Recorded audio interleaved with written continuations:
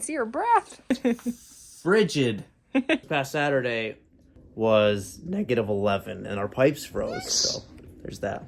Tonight we are in the barn. I'm gonna be cutting up some plywood so we can start the framing on the exterior walls, interior of our bus. Instead of doing regular 2x4s that aren't actually 2x4s because the way the wood in the world works. Fake news. We're gonna be able to cut down our own strapping. We'll do 2-inch strips. So they're 3/4 inch thick, stacked together. It'll make 1.5 by 2. We'll use that as our framing, or our material for our framing instead of 2x4s, because we'll be able to control how straight they are. May look prehistoric. And it is. Because it is. Maybe a table saw isn't the thing that you should use that's old and might not work. We should go over some table saw safety. Or the on-off switches. Keep your loose clothing at bay. Don't have any.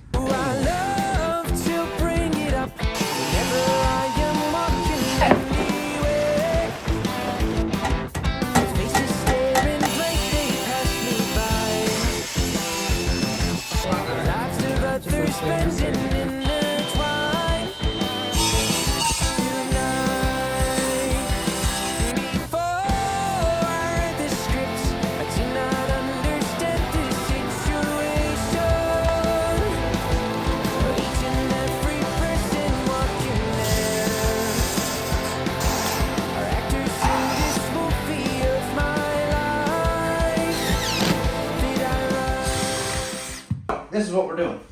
Because thermal bridging is a thing in construction, and this is basically one big thermal conductor. Metal is a very big conductor, heat and heat transfer and stuff. Since this chair rail is all one solid piece instead of having these individual ribs, what we're gonna do to minimize the thermal bridging is we are gonna have these blocks spaced out 16 inches on center. That way our contact patch to the chair rail is minimal. So instead of having 8 feet by 2 inches of thermal bridge contact, we'll only have 4-inch blocks every 16 inches. After our base layer is done, we're gonna run our strapping 16 inches on center up the wall and screwing into these hat channels.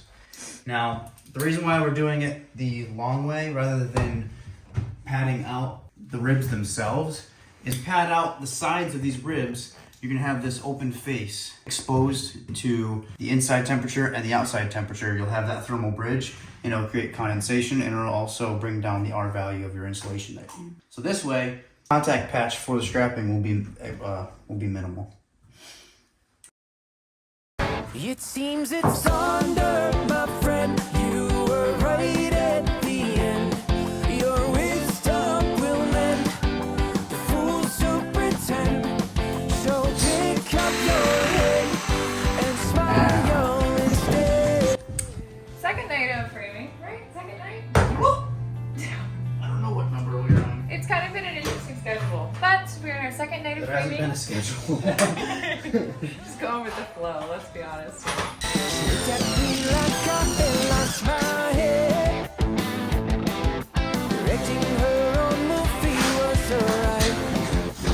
So if you take a straight edge or a straight block, you can follow this along and the block stays flat up until the transition from the ceiling to the wall. As soon as it starts to push the block away to the curve, that's where we made our mark here on both sides.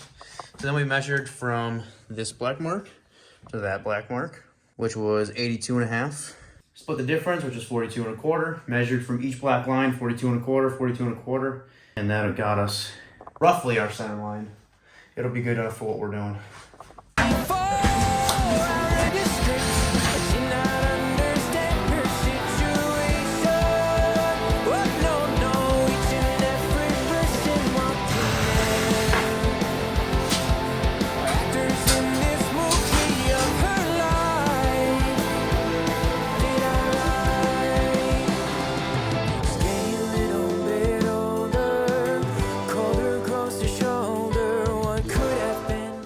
One wall and the fan, top to bottom, and part of the ceiling, framed out. So on the ceiling, we decided to go with single layer 3/4 inch wood. Hopefully gonna save us a little bit of headroom. Give me a jump. One more time. I'm nervous. I don't like my head. New tool. Framing square. Framing square. It's Very orange. basic. Everybody should have one of these when they're building. It's a bus, so you can't use a bubble level or any of that stuff. So you gotta use a framing square to make sure at least what you're building is square off of everything else in the bus. So we have our walls, our ceiling all framed out. And we're working on the front and back walls. We have lower part of the back wall done. And we just need to basically frame out this section here. So we have something to screw a fascia to. So carefree or brother, father or mother, when I catch your eye, don't just pass me by. It seems it's under, my friend, you were right at the end. Your wisdom will mend the fools who pretend. If we had a time for every time we Grinch laughed or just said, You can't. Those are things you can't do twice. It's funny once and then it's not authentic. We don't do fake crap around here. Only real comedy. Your